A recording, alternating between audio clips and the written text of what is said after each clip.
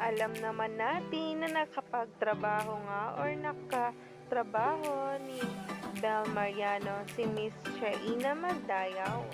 Sa kanila nga mismong palabas din kasama si Alexa Ilacad na kung saan nga'y umani ng samot-saring komento.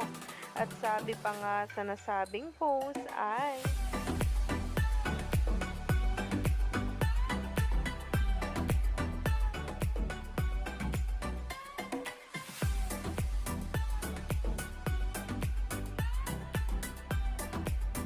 I have a feelings that the Shaina said yes to the role partly because of how much she admires Belle.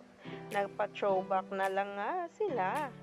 At sinundan nga ito ng post or komento na I hope they could have a movie or series in the future na kung saan ay agad-agad nga talagang nagkatotoo.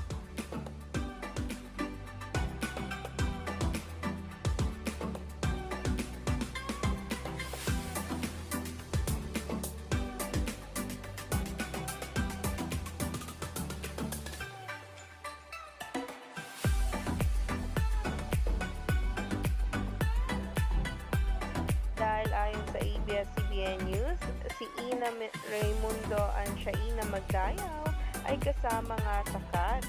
Sila nga guys ang magiging ina or si Ina Raimundo ang magiging ina ni Tony at si Shaina naman ang kay Caroline or si Belle, kung saan ay umani nga agad ng samot-saring komento. Kaabang-abang na nga rin ang palabas nila na magaganap na nga bukas.